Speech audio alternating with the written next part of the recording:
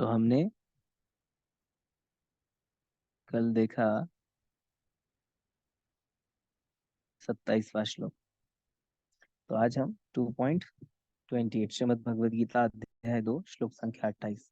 अव्यक्तादीनि भूतानि व्यक्तमध्यानि भारत अव्यक्तनिधनानेव तत्र का परिदेवना। अव्यक्तादीनि भूतानि व्यक्तमध्यानि भारत अव्यक्तनिधनान्येव तत्र का परिदेवना। अनुवाद तथा तात्पर्य श्रील प्रभुपाद महाराज। श्रील प्रभुपाद की जय। सारे जीव प्रारंभ में अव्यक्त रहते हैं, मध्य अवस्था में व्यक्त होते हैं और विनष्ट होने पर पुनः अव्यक्त हो जाते हैं। अतः शोक करने की क्या आवश्यकता है। भगवान अर्जुन को बता रहे हैं कि सारे जीव प्रारंभ में अव्यक्त होते हैं, जन्म से पहले अव्यक्त होते हैं, फिर मध्य अवस्था में व्यक्त होते हैं, जन्म के बाद मृत्यु तक व्यक्त होते हैं। उनको हम देख पाते हैं, सारी गतिविधियां चलती हैं और फिर वे नष्ट होने पर पुनः अव्यक्त हो जाते हैं, मृत्यु के बाद वापस नहीं दिखते। तो अतः शोक करने की क्या आवश्यकता है। पहले भी नहीं दिखते थे, कुछ समय के लिए दिखे फिर गायब हो गए। तो तात्पर्य में श्रील प्रभुपाद कहते कि यह स्वीकार करते हुए कि दो प्रकार के दार्शनिक है। दार्शनिक दो प्रकार के हैं, पहले भी हमने बोला। एक जो आत्मा के अस्तित्व को मानते हैं और दूसरे जो आत्मा के अस्तित्व को नहीं मानते। तो कहा जा सकता है कि किसी भी दशा में शोक करने का कोई कारण नहीं है। आत्मा को मानो तो भी शोक करने का कारण नहीं है, आत्मा को ना मानो तो भी शोक करने का कोई कारण नहीं है। आत्मा के अस्तित्व को न मानने वालों को वेदांतवादी नास्तिक कहते हैं। यदि हम तर्क के लिए इस नास्तिकवादी सिद्धांत को मान भी ले तो भी शोक करने का कोई कारण नहीं है। आत्मा के पृथक अस्तित्व से भिन्न सारे भौतिक तत्व सृष्टि के पूर्व अदृश्य रहते हैं। आत्मा के पृथक अस्तित्व से भिन्न सारे भौतिक तत्व सृष्टि में पूर्ण अदृश्य रहते हैं। जैसा आत्मा छोड़ दिया जाए तो सारे जो भौतिक तत्व है जो हमारे शरीर में, समझो पृथ्वी जल अग्नि वायु आकाश, इसके मिलन से यह शरीर बनता है ना। तो आत्मा के पहले भी यह इस भौतिक सृष्टि में अदृश्य रूप में था और इस अदृश्य रहने की सूक्ष्म अवस्था से ही दृश्य अवस्था आती है। जो अदृश्यता है वही वापस दृश्य अवस्था में आ जाती है। जिस प्रकार जैसे कहा जाता है कि आकाश आकाश एक तत्व है पंच महाभूतों में। तो आकाश तत्व से वायु उत्पन्न होता है, तो वायु में आकाश और वायु दोनों रहते हैं। फिर वायु से अग्नि उत्पन्न होता है, तो अग्नि अग्नि का स्वभाव कैसा है कि अग्नि में आकाश वायु और अग्नि तीनों सम्मिलित होते हैं। फिर अग्नि से उत्पन्न होता है जल और जल से पृथ्वी। तो ऐसा कहा जाता है कि सूक्ष्म से स्थूल तक जहां जैसे जाते हैं, आकाश एकदम सूक्ष्म है, फिर आता है वायु, फिर आता है अग्नि, फिर आता है जल, फिर आता है पृथ्वी। तो पृथ्वी से अनेक प्रकार के पदार्थ प्रकट होते हैं। तो वास्तविकता में देखा जाए तो सूक्ष्म से स्थूल की ओर जाएंगे तो सारे गुण धर्म बढ़ते जाते हैं। तो पृथ्वी से अनेक प्रकार के पदार्थ प्रकट होते हैं। यथा एक विशाल गगनचुंबी महल पृथ्वी से ही प्रकट होता है। कोई भी बिल्डिंग हम देखेंगे तो कहाँ से प्रकट होती है, पृथ्वी से ही प्रकट होती है। और जब कोई बिल्डिंग को गिराया जाता है पुराने, तो क्या हो जाता है, वह तो अदृश्य हो जाती है, बिल्डिंग तो नहीं दिखती, पर वह जो शक्ति है, मतलब वो जो पृथ्वी है, वो बिल्डिंग नहीं दिखेगी, लेकिन उसका जो अवशेष है वो पृथ्वी पृथ्वी में मिल जाएगा, वायु वायु में मिल जाएगा, तो वह अदृश्य हो जाता है। तो जब इसे ध्वस्त किया जाता है तो वह अदृश्य हो जाता है और अंततः परमाणु रूप में बना रहता है।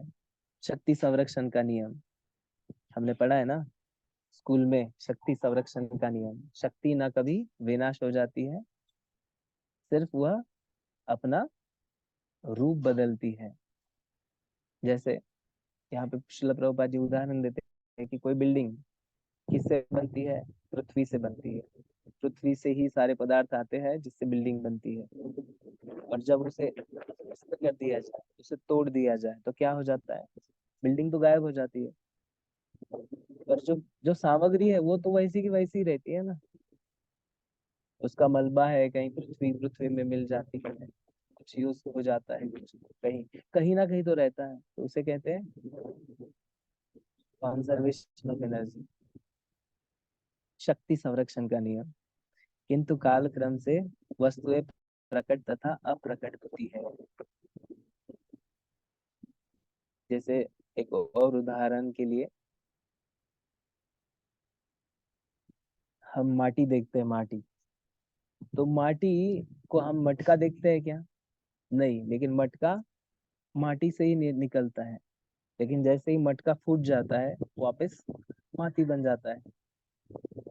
लॉस कुछ नहीं हुआ, सिर्फ कुछ समय के लिए वो मटका बना, उसके बाद वो टूट गया। तो उसी प्रकार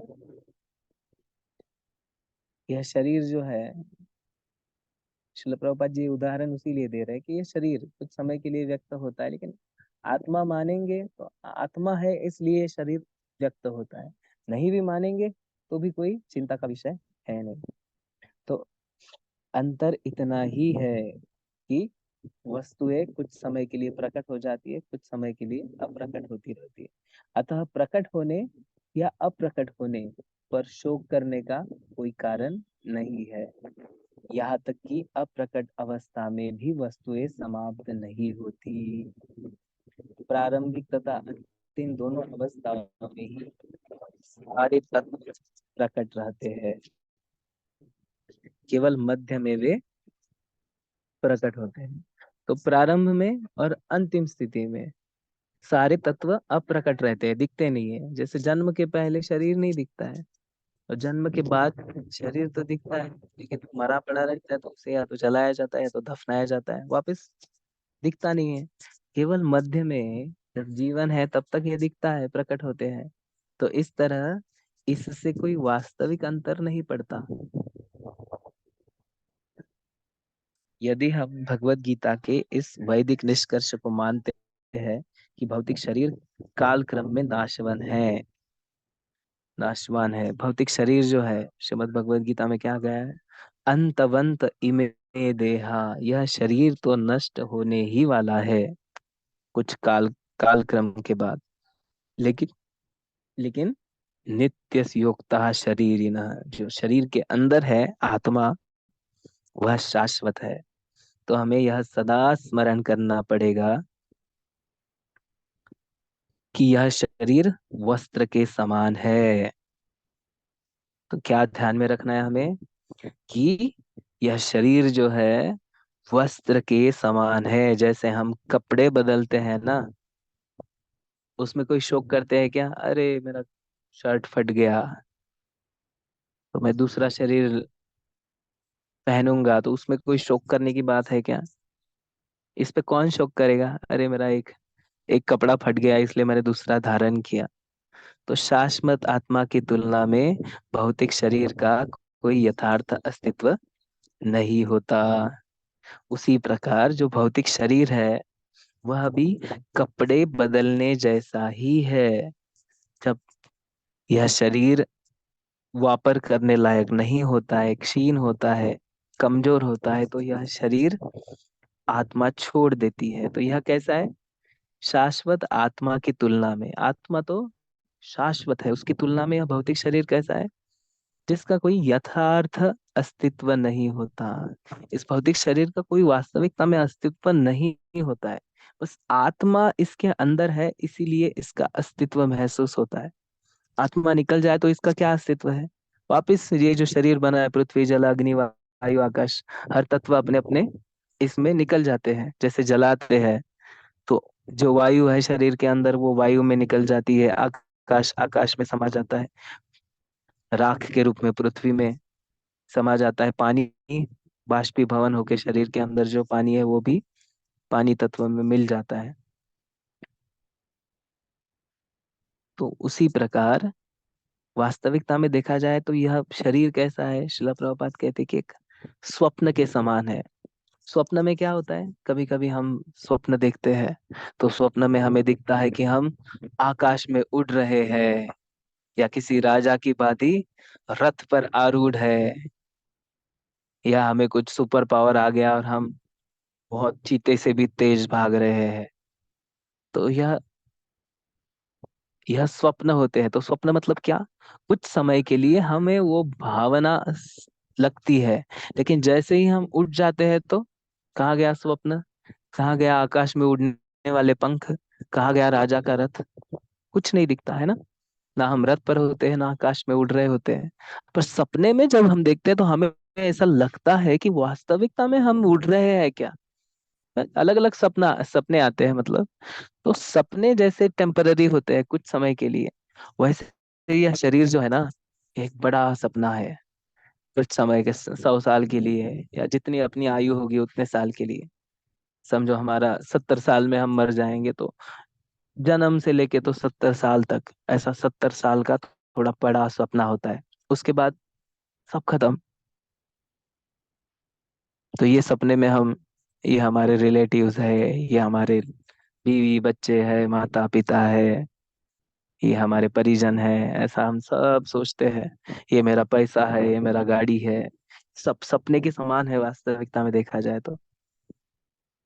अगर आत्मा का ज्ञान नहीं मानेंगे तो सब सपने के समान है।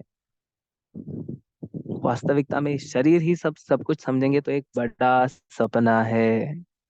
तो वैदिक ज्ञान आत्म साक्षात्कार को भौतिक शरीर के अनास्तित्व के आधार पर प्रोत्साहन देता है। अतः चाहे हम आत्मा के अस्तित्व को माने या ना माने, शरीर नाश के लिए शोक करने का कोई कारण नहीं है, क्योंकि शरीर को चाहे कुछ भी कर लो, बचाया नहीं जा सकता। तो हम आत्मा के अस्तित्व को माने या ना माने, शरीर नाश के लिए कोई शोक करने का कारण है नहीं। लेकिन इसका मतलब ऐसा नहीं, श्रील प्रभुपाद बहुत बार तात्पर्य में बोलते हैं कि शरीर नाश में कोई शोक करने का कारण नहीं है। इसका मतलब ऐसा नहीं है कि किसी को भी मार दो, वो अलाउड नहीं है। कि हिंसा करो, मांसाहार करने के लिए पशुओं को मारो, नहीं, बिल्कुल नहीं। लॉ एंड ऑर्डर के लिए युद्ध और नियम जो है वो लागू करने होते हैं, तब हिंसा किया तो चलेगा। लेकिन स्वार्थ के लिए हिंसा कभी भी शास्त्रों में अलाउड नहीं है। तो यह शरीर मिला है हमें आध्यात्मिक प्रगति के लिए, प्यूरिफिकेशन के लिए हमारे खुद के। नहीं तो कर्म बंधन में हम फंसते जाएंगे, जो भी कार्य करेंगे उसके आधार पे हमें अगला शरीर मिलता रहेगा। ठीक है, किसी का कोई प्रश्न है तो पूछ सकते हैं।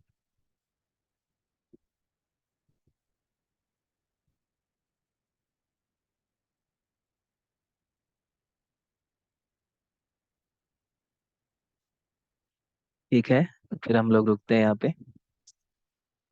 श्रील प्रभुपाद की जय। साई गौर प्रेमानंद हरि हरि बोल।